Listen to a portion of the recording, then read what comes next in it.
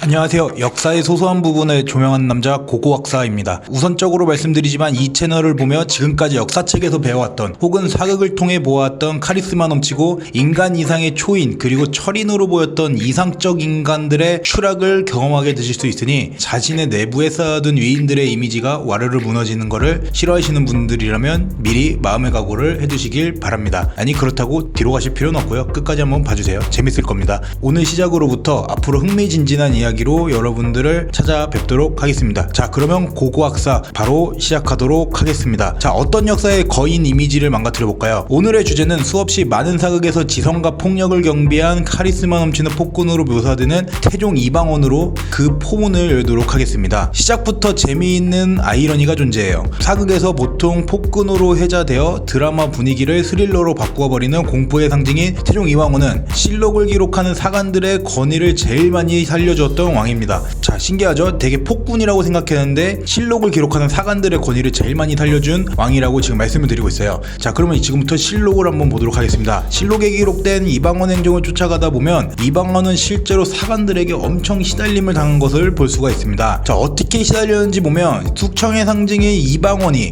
이거는 정말 어마어마합니다. 이분이 사관들한테는 아무것도 하질 못해요. 이방원이 왜 그랬을까요?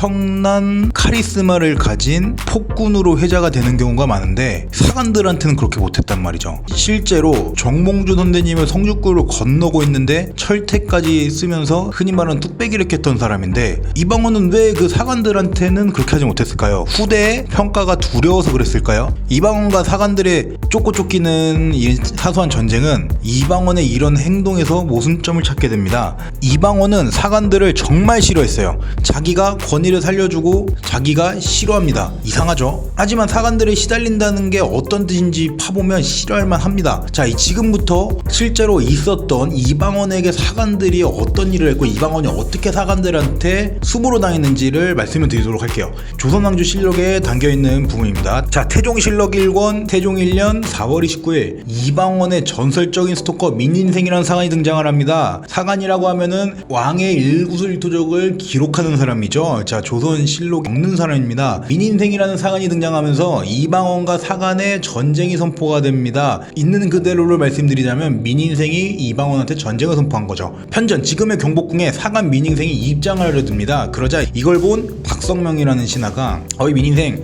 여기 임금님이 다른 데는 몰라도 편전 지금 경복궁은 들지 말라고 말씀하셨어 라고 민인생을 말리게 되죠. 근데 이 친구가 귓등으로도 들었으면 좋았을 텐데 아까 말씀드렸죠, 이방원의 스토커였다고. 이 민인생은 이렇게 전설의 시작을 알립니다. 그냥 듣질 않아요. 그냥 당당하게 쌩까고 편전에 입장을 합니다. 그리고 이렇게 입장을 하다 당연히 이방원이 받겠죠. 그래서 이방원이 왜 사관이 여기 있냐 라고 물어봅니다. 그러자니 민인생이 아니 당신이 기록해도 된다 그래서 나는 여기 왔습니다 라고 오히려 맞받아칩니다. 대단하죠. 정몽주 선생님의 선주교 사건을 분명히 알 텐데 그걸 알고도 이방원에게 이런 대인배적인 모습을 보입니다. 집에 빽이 있는 집안인지 모르겠어요. 근데 왕보다 큰 빽이 있을래나 그것까진 모르겠습니다. 이방원이 그래서 대답을 해주죠. 여긴 내가 쉬는 곳이니 들어오지 마라 라고 나름대로 타일러요. 근데 이 시점에서 타일을 사람이 아니죠. 과거만 보더라도 제가 정몽주 선생님을 계속 말씀을 드렸는데 그거 말고도 피해 왕자라는 얘기가 돌았던 그것이 바로 이방원입니다. 그래서 숙청왕이라는 별명까지 있었던 이방원인데 민인생 사관이 그냥 다 말대답을 해버리는 거예요. 이게 대단하죠. 이거 거의 그냥 헐크 상대로 민간인이 가갖고 팔씨름하자는 것 같은데 그런 무시무시한 시대의 거인한테 이렇게 말대답을 하니 저 같았으면은 오늘 팬티 갈아입었습니다. 근데 민인생은 또 이방원의 말에 말대꾸를 한 번 더 합니다. 민인생은 아니 내가 그 왕 옆에 없으면 기록을 어떻게 합니까? 라고 말대답을 합니다. 이방원이 솔직히 어이가 없었겠죠. 어디서 세상 물줄도 모르는 놈이 와가지고 왕한테 하나하나 말대답을 하니까 얼마나 열받았겠어요. 그런데도 이방원이 사관한테는 아까 대우를 해준다고 했잖아요. 이렇게 대답을 합니다. 야, 너희들은 내가 걸밖에 있어도 들을 거 다 듣고 기록할 수 있잖아 라고 웃으면서 대답을 해줍니다. 자, 이방원이 이렇게 신사적으로 얘기를 얘기를 해준다는 게 솔직히 저로서는 이해가 안 되고 오히려 감사할 만한데, 와, 우리 민인생 사관이 바로 선을 또 넘어버려요. 엄청난 사람입니다. 민인생은 바로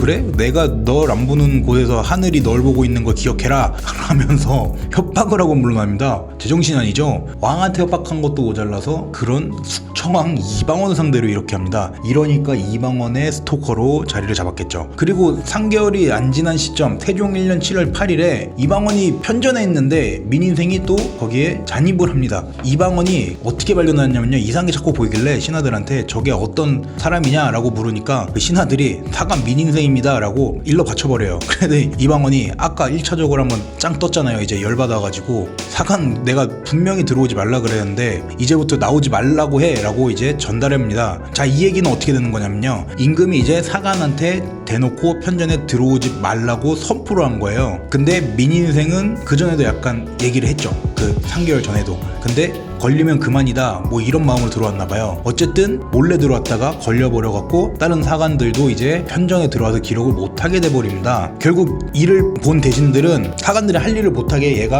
흔히 말해서 괜히 나대서 일을 못하게 된 거잖아요. 그래갖고 민인생을 기양 보낼건을 건해야 하게 되고 결국에 민인생은 기탕 뛰고 기양을 가게 됩니다. 후에 이방원이 말하는 바를 들어보면 자기가 매 사냥을 나갈 때 민인생이 따라오지 못하게 했는데요, 민인생이 얼굴을 가리고 몰래 따라온 적도 있다고 합니다. 이방원이 실제로 사관 노이로제는 아마도 민인생의 지분이 엄청 컸고 거의 최초가 아닐까라고 생각을 합니다. 실제로 기록이 그렇게 돼 있고요. 어떻게 보면은 이방원 스토커계의 대주주였다고 민인생 사관이 그 정도 차지했다고 볼 수가 있겠네요. 자, 그런데 민인생으로 끝나지 않아요. 제가 말씀드렸듯이 이방원이 사관들한테 시달렸다고 말씀을 드렸죠. 자, 태종 4년 2월 8일 이날 이방원은 활과 화살을 가지고 말을 타면서 노루를 쏘다가 말에 넘어지게 됩니다. 다행히 뭐 얼굴이 상하거나 뭐 다치진 않았어요. 근데 이방원이 민인생한테 많이 시달리긴 했나봐요. 좌우를 돌아보면서 사관이 알게 하지 말라 라면서 말을 했다고 합니다. 근데 사관들이 분명히 있었겠죠. 사관들이 이거를 기록에 어떻게 남겼을까요? 그대로 썼습니다. 우리 임금이 자기 떨어진 거 쓰지 말라 그랬다고. 자, 괜히 긁어 부수는 만든 거죠. 민인생 이후에 민인생은 기양을 갔지만 남아있던 사관들은 이처럼 집요하게 이방원의 일구설토족을 기록하게 됩니다. 자, 그리고 이방원은 이런 사관들을 최대한 없게 하려고, 그러니까 자신의 공간, 그러니까 나만의 공간을 위해서 계속 그 혼신의 힘을 다하죠. 자, 태종 4년 9월 16일 춘추관 기사관들이 편전 입시의 필요성을 설명하며 이방원을 닥달하지만 이방원은 허락하지 않습니다. 춘추관 사관이랑은 조금 다른 분파지만 기록을 남긴다는 입장에서 비슷한 포지션이라고 할 수가 있겠는데요. 자, 이방원이 편전에서 있었던 일을 기록하지 말라고 했지만 기록하게 해달라고 떼쓰는 거예요. 한마디로 사관들 이제 기록, 편전에 있었던 일 기록 못하게 했는데 춘추관이라는 비슷한 분파들이 기록하게 해달라고 한마디로 얘기를 한 겁니다. 그리고 태종 5년 6월 14일 일반 신하들까지 나서서 이제 이방원한테 춘추관의 편전의 입시를 허락하게 해달라고 하죠. 그러니까 춘추관 입시라는 게 말 그대로 공부하는 편전에 들어갈 수 있도록 해달라고 신하들이 지금 난리를 치는 거예요. 5년 뒤에 태종 10년 4월 28일 이방원의 트라우마를 건드리는 일이 발생을 합니다. 이방원이 보니까 편전들에 처음 보는 이상한 놈이 있어요. 그래갖고 쟤 누구냐 라고 물어보니까 옆에서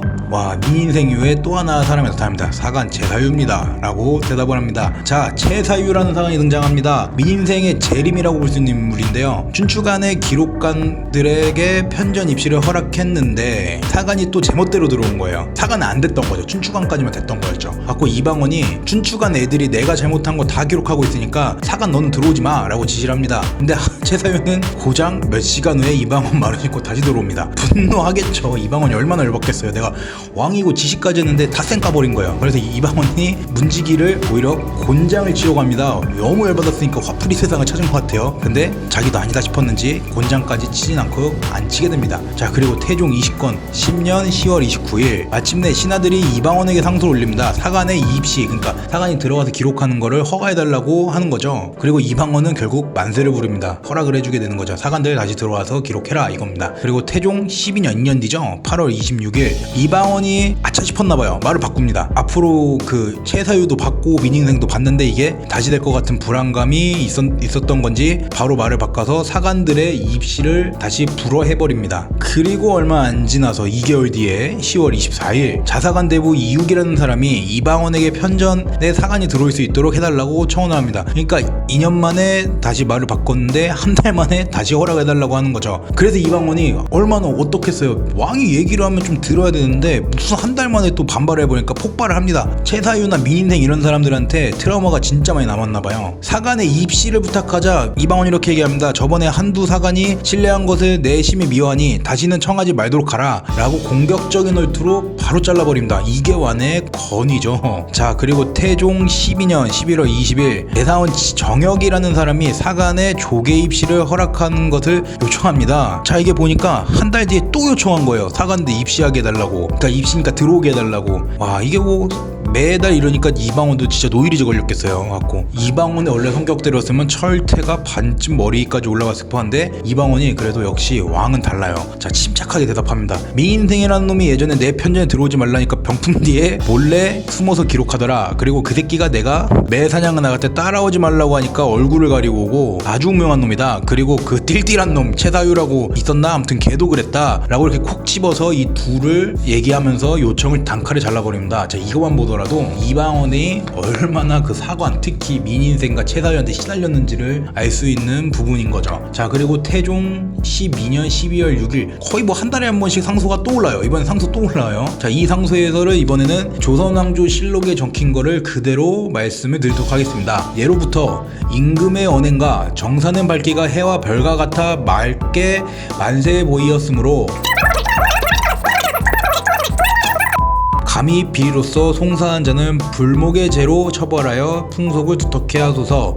괜히 읽은 것 같아요. 뭐라고 상소를 올리냐면요, 미인생이나 최사유 같은 사람들도 있는데 그런 애들은 임금이니까 네가 처벌하면 되는 거고 너가 훌륭함을 우리가 기록하고자 사관들이 들여보내는 건데 이거는 진짜 필요한 거니 사관들의 입시를 그러니까 들어와서 적는 거를 허락하게 해달라 라고 이렇게 상소를 올리게 된 겁니다. 자, 그리고 이방원이 진짜 힘들 것 같아요. 한 달 뒤에 세종 13년 1월 16일에 근데 이때 년이 병신년이에요. 병신년, 그쵸? 뭐 누가 이방원이 병신이 되거나 사관이 병신이 되거나 이런 뜻인지 모르겠는데 아무튼 이때 또 상소가 올라옵니다. 이 상소에서 실록에 적혀있는 마지막 줄을 읊어드리도록 하겠습니다. 자, 원컨대 전하는 어리석은 이 마음을 굽어 채택하시고 옛 법도를 따라 사관으로 하여금 날마다 청정하는 곁에 모시게 하여 만세법을 되게 하소서. 자, 이게 무슨 얘기냐면 네가 마음을 굽어 채택을 해줘서 우리 법도에 따라서 사관들이 기록하게 해달라고 하는 거예요. 갖고 너한테 청정하게, 그러니까 청렴하게, 그리고 너의 모습을 깨끗이 담아낼 테니까